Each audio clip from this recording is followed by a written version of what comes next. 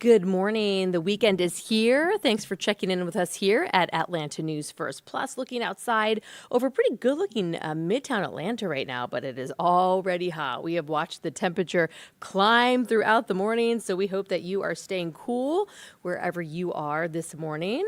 I'm Megan Packer here again with Atlanta News First Plus. Good morning to you.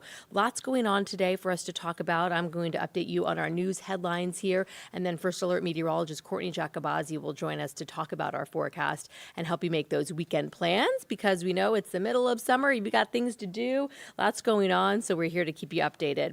But let's talk about what's making news this morning. And I start with our top story out of Coweta County. If you joined us this morning for Atlanta News First Saturday morning on TV, you heard a little bit about this. We continue to learn more about a situation in Coweta County.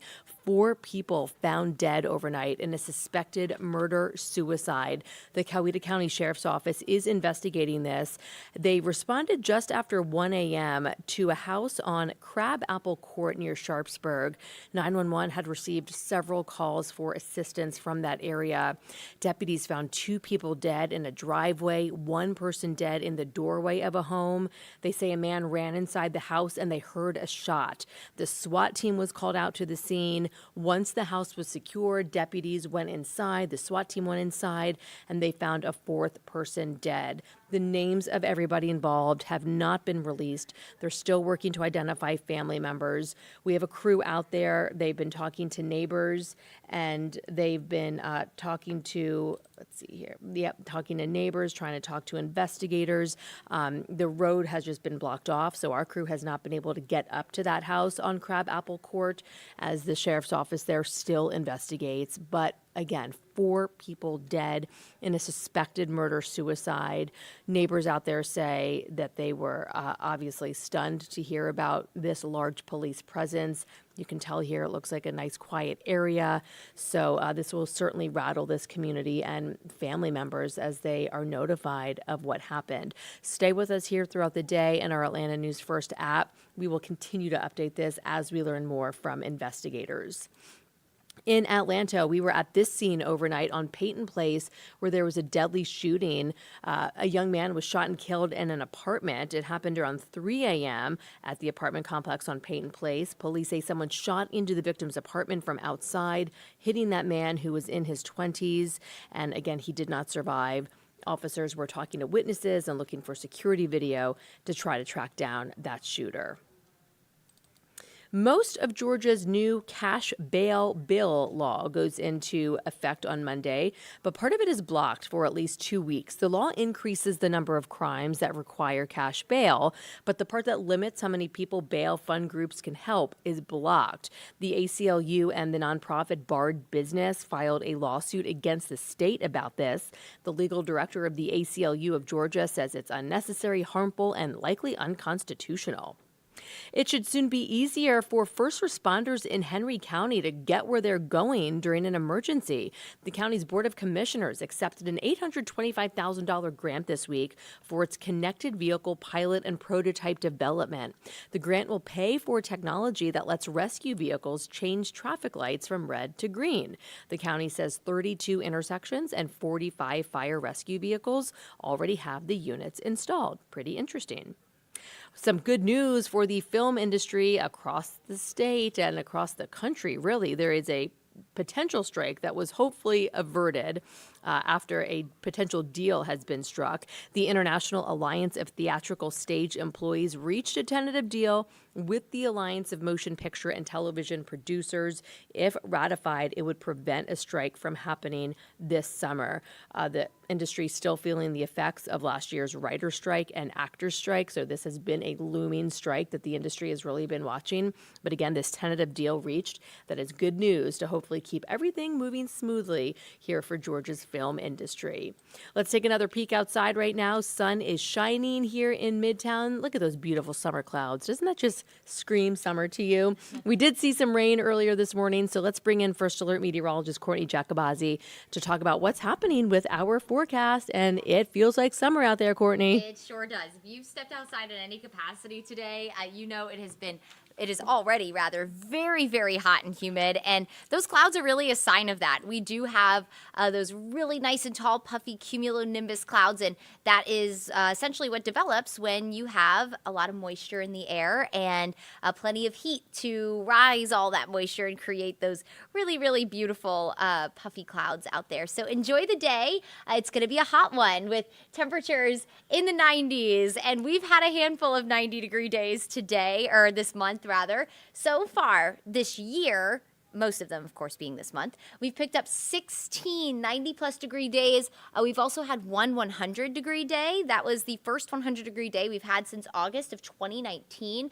Last year at this time, we only picked up 6 90-degree days. So this year, already doing a little better in the heat department. And not sure how many people love that. Personally, I enjoy it. I am glad. I will say up and down, I prefer this weather over the 30s in the winter. But in a normal year, we pick up about 47 90-plus degree days. First alert radar, this is just after 11 o'clock here. A few showers rolling around, mainly north of the city, very isolated in nature. Notice back out in Alabama, though, a little bit more of an organized line of showers. Not necessarily any thunderstorms just yet, but that will continue to drift over the Alabama-Georgia line over the next hour. So after 1 o'clock, we'll have a better chance for scattered showers and thunderstorms between around 2 and 6 p.m. today.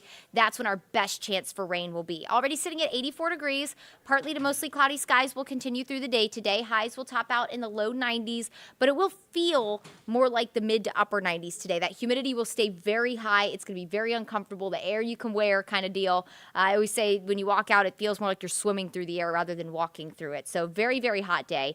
Tomorrow, even hotter, mid 90s, 96 for a high temperature, and it'll feel anywhere between about 100 to 103, 104 degrees. So tomorrow, just below heat advisory criteria, very hot afternoon.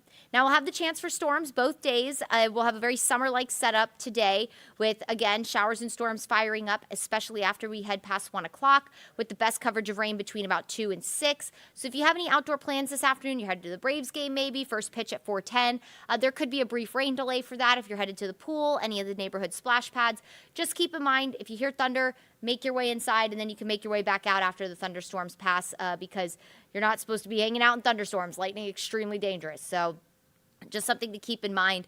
It'd be a great day to get outside and do all those things, but you just need to be mindful of the thunderstorms that could be out there this afternoon. After about 7, 8 o'clock, we'll quiet down. The evening looks mostly dry. We'll have maybe a few showers overnight, but Sunday morning even remains mostly dry. So as you're getting your Sunday started, heading out to church, maybe grabbing some breakfast Sunday morning, it'll be very muggy and warm, but dry. And then Sunday afternoon, mainly after 3 o'clock, we'll have the heat of the day. We'll also have a cold front moving in, so those things will work in tandem to create more showers and storms for the afternoon and evening. And tomorrow evening, we could manage to have an isolated severe storm, especially in the mountains, from about Gilmer County down to Athens over in Clark County. We could have an isolated severe storm, so far northeastern tier of the state. But any storms that develop tomorrow afternoon could be on the stronger side with some gusty wind, heavy rain, and frequent lightning. And that is the sentiment all weekend. We have enough moisture, we have enough heat. You put that together, you'll get heavy downpours and some lightning. So just something to keep in mind. We'll keep a chance for rain all week long, which we need. We are in a deficit so far for the year. In fact,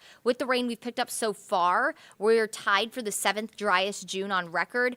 So within the top 10, but we are going to pick up more rain. Of course, June does end tomorrow being the last day of June. So we'll see where we round out after picking up some rain today and tomorrow. And we'll continue to have at least small storm chances all the way through the week, including the 4th of July, which is Thursday. Thursday doesn't look to be a washout. So if you have any barbecue plans, you're planning on heading to any of the lakes or rivers, just keep in mind it won't be a completely dry day, but definitely not a reason to cancel any of those plans.